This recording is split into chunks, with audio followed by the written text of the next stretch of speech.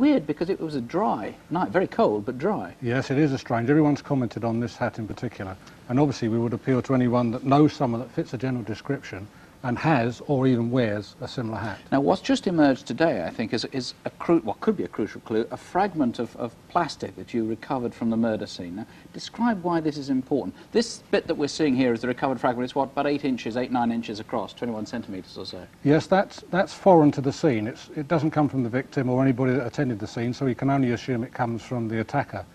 It's possible that this is part of a bag that was wrapped around the weapon, the knife that was used, and perhaps Jean, the victim, actually ripped and snatched it at the time of the attack. Very distinctive, this sort of logo on it. And also, if it was your boutique this bag was part of, or your shop, or if you printed or made this bag, maybe you'll recognise this S, or the writing, the printing that's very small on there.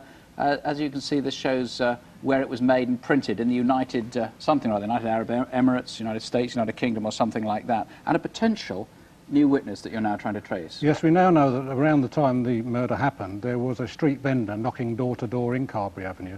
He's described as a 20-year-old. We don't think he's involved in any way whatsoever. I'm interested to speak to him because he could have seen this man loitering around.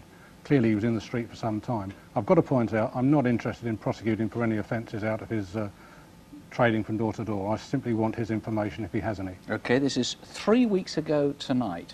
Incidentally, there's a very substantial reward of £20,000. Also, if you live in the South Acton estate, there's a mobile police station on the estate. It's near the Prince of Wales pub at the corner of Church Road and Ragley Close, and it's open until 1 o'clock tonight. The lines here are open until at least midnight on 081 811 8181. 081 811 8181. If you think you recognise this man or can tell us anything about it. If you want to call the Murder Inquiry Room direct, the number there is 0895 254833. Please ask for the Incident Room at Ruislip on 0895 254833. Well, now to Photocall. Last month, several leads came in on Peter Reynolds, which are now being followed up. Inquiries are continuing on 2 other cases, and 6 viewers identified this man, who was arrested as a result and is now out on bail. Once again, Superintendent David Hatcher and Detective Constable Jackie Hames are here to take us through this month's faces. If you live in southeast London, you might have come across this man. Over the past 5 months, he's committed a series of robberies at petrol stations, and on some occasions he's seriously assaulted the cashier. We'd like to speak to him in connection with about 20 similar offences. He's in his 20s and around 5'8". If you know where he is, please call. This is Brian Bernard O'Neill, and officers in Leeds believe he may have information about a series of car frauds. Yorkshire Motor Services started business about a year ago in New York Road, Leeds. They advertised in newspapers and magazines offering to buy cars.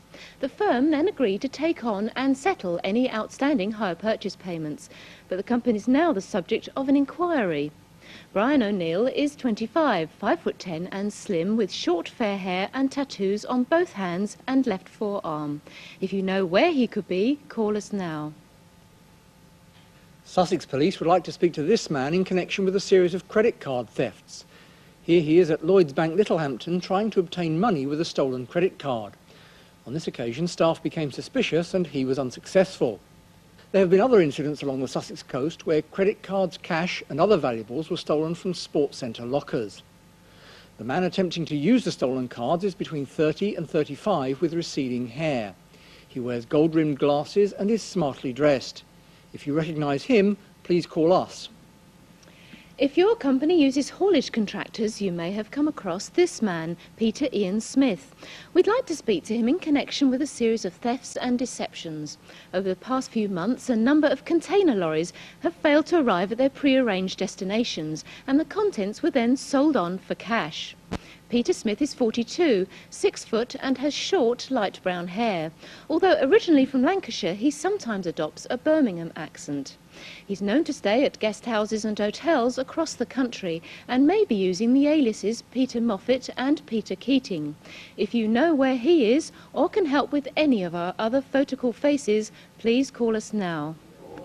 And the number to ring here is 081 811 8181. That's 081 811 8181.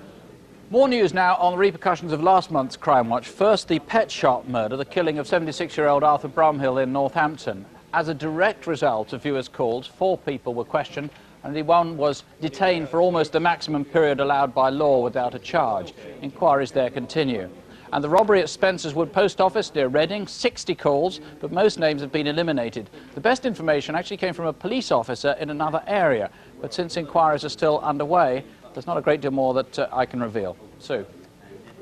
Last month, the mother of a Hertfordshire bank manager went through a terrifying ordeal. And as an indication of the seriousness of the case, there's a £25,000 reward on offer for anyone who can lead police to a conviction. On Tuesday the 2nd of March, an elderly woman was found wandering dazed along a country lane in St Albans.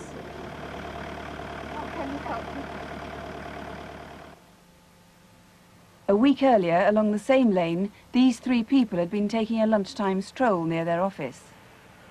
When the car drove past us slowly, I noticed there were two people inside. The passenger was in his late 20s. The driver was in his late 50s and he looked quite stocky. He might have been a mechanic by what he was wearing. I think the reason why I noticed them, because they seemed a strange combination. I got the impression as the car drove away that there may have been a baby seat in the back. Arthur Addington has been manager at the NatWest Bank in Hatfield for the past 4 years. He lives with his mother in Harpenden. Today was his first day back at work after a few days' holiday.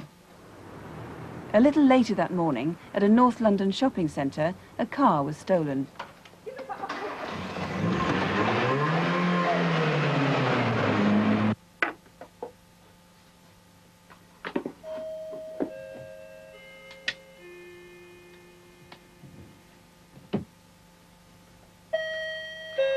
All right, I'm coming. Mrs. Addington. I shouted at him and he took my glasses off and threw them on the floor somewhere. And then I tried to struggle with him, but he was much too strong and I couldn't do anything against him. And then a car reversed up the driveway.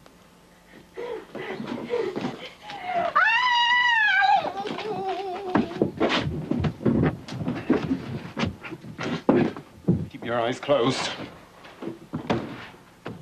Andrew Lane lives next door. I've never seen that car before. I think I'll go and see if Valerie's okay. That's a good idea.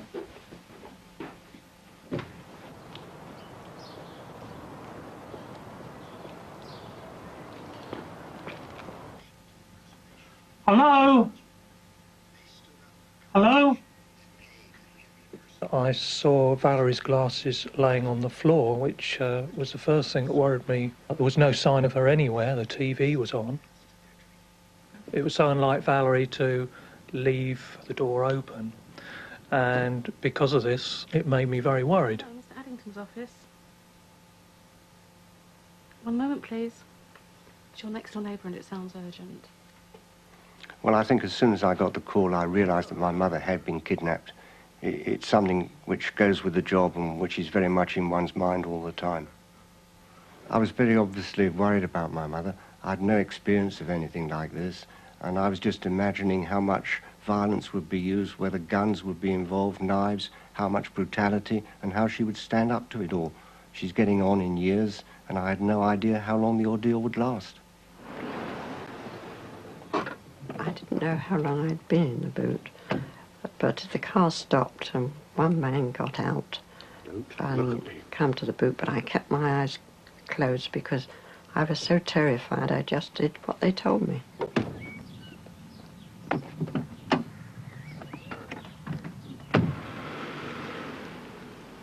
took me about half an hour to get home, and I really had no idea what I would find. All kinds of things were going through my head, and I was really very worried. Mr. Addington? Yes? DC Theakston. Have you heard anything yet? No, not yet, but we hope that someone's going to contact us soon. I just had to wait then. That was the hardest part of all.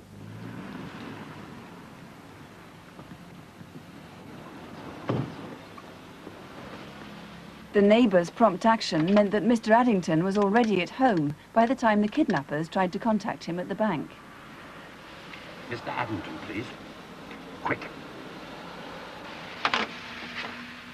I really thought they might kill me and I would never see my two sons again.